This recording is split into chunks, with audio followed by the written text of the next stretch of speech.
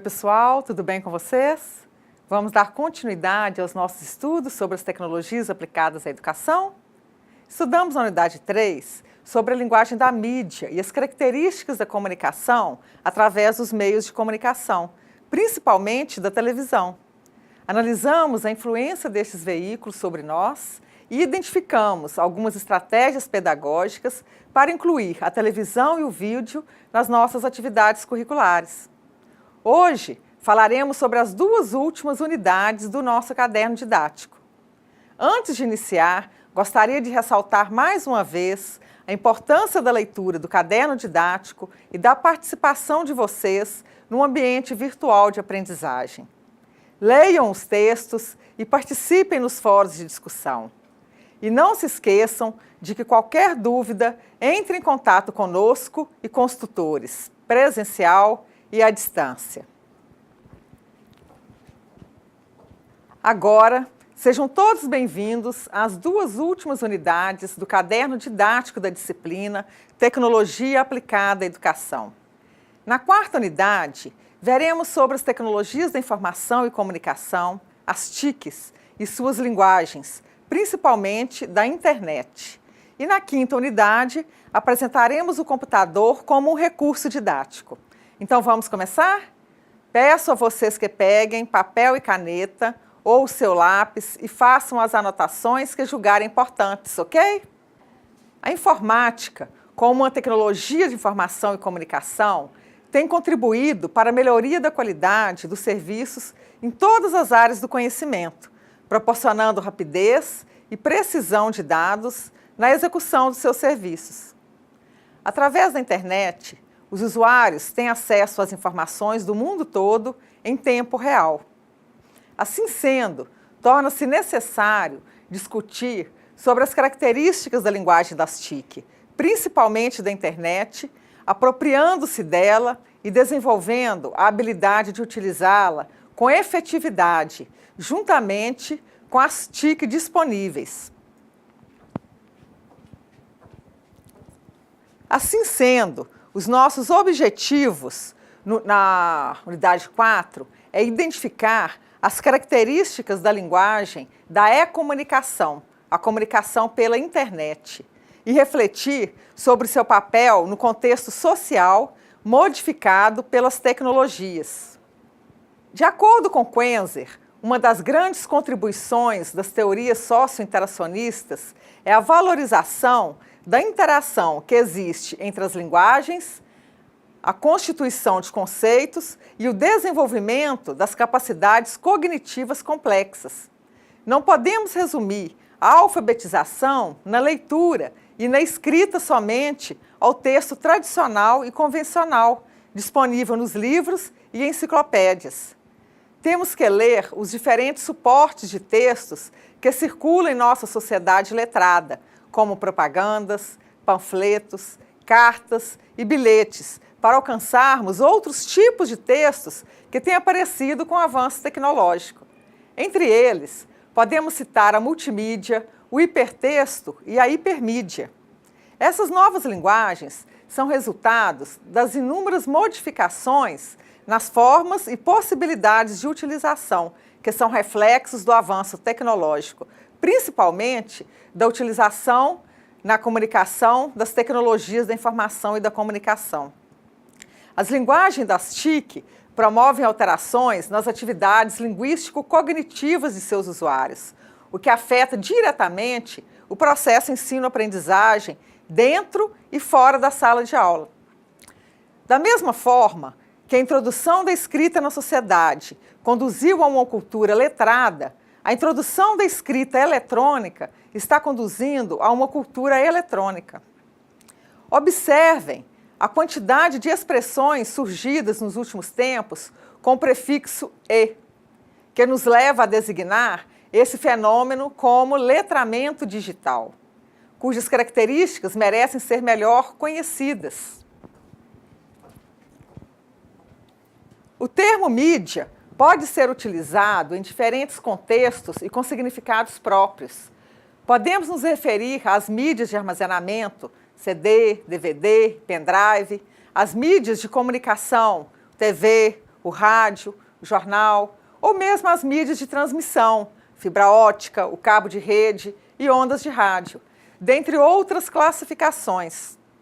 Para não causarmos confusão, no contexto da nossa disciplina, sempre que nos referirmos às mídias, estaremos falando das mídias de representação, que são o som, a imagem, o vídeo, o texto, o desenho ou animação, ok? Por multimídia, entendemos todo recurso ou tecnologia que possibilita a utilização integrada de diferentes meios de representação e comunicação da informação, as mídias.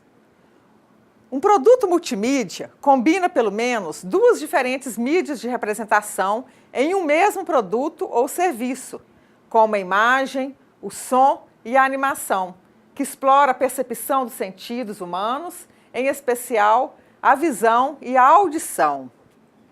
A vantagem dos sistemas multimídia é que podem aumentar a receptividade na mensagem que se deseja passar. Além disso, proporcionam uma facilidade na interdisciplinaridade, fornecendo recursos didáticos que auxiliam o professor a tornar suas aulas mais dinâmicas e motivadoras dentro de um programa pedagógico. Os hipertextos constituem-se de uma organização de textos sem uma ordem única que determine a sequência na qual serão lidos. Possibilita a navegação não linear no texto, com abertura de novas janelas, de novas associações e de informações alcançáveis. O seu design sugere formas de organizar o pensamento multidimensional e não hierarquizado. O hipertexto é um texto em formato digital ao qual se agregam outros conjuntos de informação na forma de blocos, de textos, palavras, imagens ou sons, cujo acesso se dá através de referências específicas, denominadas hiperlinks, ou simplesmente links. Ouvimos falar constantemente em links. Escutamos frequentemente as frases "entre no site tal e clique no link tal". Mas o que significa links? Link significa vínculo, ligação, conexão, nó. Os links ocorrem na forma de termos destacados no corpo do texto principal, ícones gráficos ou imagens, e têm a função de interconectar os diversos conjuntos de informação, oferecendo acesso às informações que estendem ou complementam o texto principal. Um texto composto por links é um texto composto por vários textos interconectados entre si. A rede de computadores é fecunda para esse tipo de construção por meio da interligação de suas páginas. O sistema de hipertexto mais conhecido atualmente é o World Wide Web, a WWW, ou Rede de Alcance Mundial. No entanto, a internet não é o único suporte onde este modelo de organização da informação e produção textual se manifesta. As tecnologias digitais trabalham com hipertexto. O DVD, por exemplo, tem um menu em que o usuário pode optar por legendas, áudio, iniciar ou escolher uma cena. A possibilidade de escolha do menu do DVD é um hipertexto, pois ele nos leva a outros lugares. O livro tradicional nos remete a uma leitura linear, em que seguimos as linhas e precisamos seguir todo o procedimento para chegar até o final. Entretanto, os textos das tecnologias digitais são hipertexto que nos permitem ir a outros lugares. O livro tradicional também é uma tecnologia, só que agora existem outras, com diferentes formatos, como o CD, o DVD, a internet. Portanto, torna-se importante o desenvolvimento de habilidades para utilizarmos os textos das tecnologias digitais, ou seja, os hipertextos. E quais são as características de um hipertexto? A simultaneidade de produção e circulação. Essa estrutura é veloz e a amplitude supera de forma qualitativa e quantitativa a transmissão da informação. ausência de limites que nos permite ir a muitos lugares. O usuário não fica mais restrito a uma informação que está registrada no livro. A multilinearidade e fragmentação que nos permitem fazer várias leituras. O usuário decide a sequência em que a informação vai ser apresentada e seu próprio esquema para escolher quais conteúdos serão apresentados. A interatividade é quando o usuário passa da condição de emissor para a condição de receptor e de receptor para emissor. A Wikipédia hoje é um exemplo disso. Você pode editar o texto e inserir informações sobre o assunto. E qual é a vantagem do hipertexto? Ele possibilita a livre escolha do caminho a ser percorrido pelo usuário, agregando-se recursos como sons, imagens e animação, tornando a consulta mais fácil e mais atraente. Entretanto, essas possibilidades podem oferecer um perigo. As tecnologias digitais, principalmente a multimídia, que utiliza o hipertexto, a internet, por exemplo, permitem que o usuário se perca no emaranhado de informações e entretenimento, ficando horas a fio, sem limites de horário, trazendo prejuízos no rendimento escolar ou profissional. Assim, é necessário fazermos a distinção entre a informação e o conhecimento. Ter acesso à informação não é garantia de conhecimento. Assistir aos jornais, acessar a internet e ler revistas não é garantia de conhecimento. Informação é um dado exterior ao sujeito. Pode ser armazenado na cabeça do professor, no livro, na cabeça do aluno, num CD, num DVD e assim por diante. Ela não é de construção de alguém em especial. Ela está posto aí. Qualquer um pode ter acesso. O que é então o conhecimento? É a possibilidade de processar a informação, recebê-la e estabelecer relação com os conhecimentos já possuídos. Conhecimento é resultado pessoal, que é do sujeito. Aquele sujeito que é afetivo, que é cognitivo, quer dizer, é de uma ação dele e, em sendo uma experiência pessoal, ele é absolutamente intransmissível. Então, por isso, eu não posso passar conhecimento para ninguém. Eu posso passar informação, conhecimento jamais. Cada um de nós tem seu estilo de aprendizagem. Cada um de nós aprende de uma maneira diferente do outro. E o conhecimento varia em função do contexto social e organizacional. E nós temos, então, o saber. O saber é o resultado daquela ação que aquele sujeito construiu no momento em que ele construiu o conhecimento e confrontado a outros sujeitos. Então, é uma informação que ele organiza, que ele se apropria na medida em que ele aprende, na medida em que ele constrói conhecimento. O conhecimento, como ele se torna saber?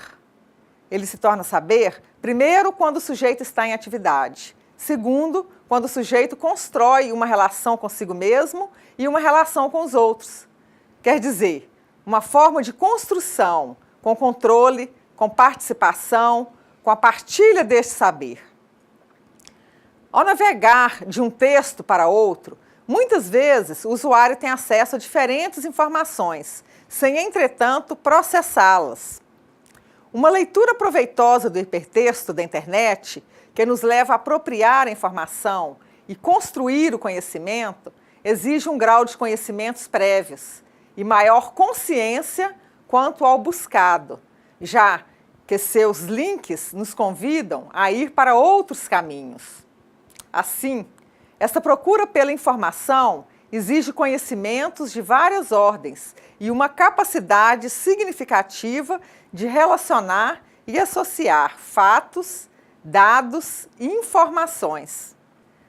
Na atual era da informação, a internet é uma espécie de protótipo de novas formas de comportamento comunicativo. Vamos conhecer alguns serviços que a internet oferece. A e-comunicação, a comunicação via internet. Primeiro, e-mail, que é o correio eletrônico. serviço que permite compor, enviar e receber mensagens através de sistemas eletrônicos de comunicação. Importantíssimo meio de comunicação, utilizado para comunicar com diferentes pessoas a qualquer hora do dia, com custo apenas do acesso à internet. Outro serviço é o chat, bate-papo virtual, espaço virtual para conversação síncrona, ou seja, em tempo real. Outro serviço, fórum de discussão. É um espaço virtual destinado a promover debates e discussões, através de mensagens publicadas de forma assíncrona, abordando o mesmo tema. Lista de discussão ou grupo de discussão. É uma ferramenta gerenciável pela internet, que permite a um grupo de pessoas a troca de mensagens via e-mail entre todos os membros do grupo. O processo de uso consiste no cadastramento da lista em um dos sites que oferece um serviço gratuitamente, por exemplo, no Yahoo, e após o cadastramento de membros. Uma mensagem escrita por um membro é enviada para a lista, ela replica automaticamente na caixa postal de cada um dos cadastrados. Outro serviço é o blog, site cuja estrutura permite atualização rápida a partir de inclusão de artigos ou posts. Estes são, em geral, organizados de forma cronológica inversa, tendo como foco a temática proposta no blog, podendo ser escrito por um número variável de pessoas de acordo com a política do blog. Muitos blogs fornecem comentários ou notícias sobre um assunto em particular. Outros funcionam mais como diários online. Um blog típico combina texto, imagens e links para outros blogs, páginas da web e mídias relacionadas a seu tema. A capacidade de leitores deixarem comentários de forma a interagir com o autor e outros leitores é uma parte importante de muitos blogs. Um outro serviço da internet é o Twitter, que tem sido a grande febre do momento. Ele é um microblog onde o máximo de caracteres por postagem é de 140 caracteres. Temos também a comunidade virtual, que é uma comunidade que estabelece relações num espaço virtual através de meios de comunicação à distância. Caracteriza-se pela aglutinação de um grupo de indivíduos com interesses comuns que trocam experiências e informações no ambiente virtual. Temos também aí como exemplo o Orkut, que é uma rede social com o objetivo de ajudar seus membros a conhecer pessoas e manter relacionamentos. Segundo Galli, o processo evolutivo da comunicação, ao democratizar o saber e a informação, contribuiu para o avanço tecnológico. As tecnologias da informação e da comunicação, ao transmitirem com grande capacidade as imagens, palavras e sons, introduzem um conceito de descentralização da informação e definem o poder da comunicação. Hoje, o poder de disseminar a informação não está mais nas mãos dos empresários da comunicação, os donos das emissoras, rádios ou jornais. Qualquer pessoa pode construir um site sobre qualquer assunto e disponibilizá-lo na internet. Esta, ao vincular suas mensagens interativas e plásticas, abre possibilidades de comunicação completamente diferentes dos meios de comunicação tradicionais. A internet é uma excelente ferramenta para marketing, vendas e publicidade. As mensagens veiculadas em seus sites são destinadas a todo tipo de público.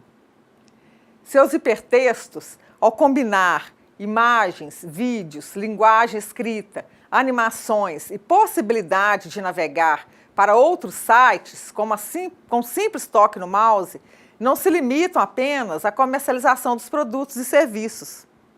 Podem ser usados também para disseminar informações e ideologias. Considerando que todo emissor, ao emitir sua mensagem, utilizando os recursos de natureza linguística, quer persuadir seus interlocutores, um dos aspectos mais importantes a ser considerado na leitura das mensagens é que Quem produz a mensagem está interessado, de alguma forma, em convencer os outros de algo. Isso também acontece com a internet. A todo momento, os sites estão oferecendo alguma coisa aos usuários. Observem, por exemplo, as figuras aqui. Na primeira, o site foi acessado em 2 de julho de 2010, às 10h21, e na segunda, o mesmo site foi acessado no mesmo dia, às 11h22.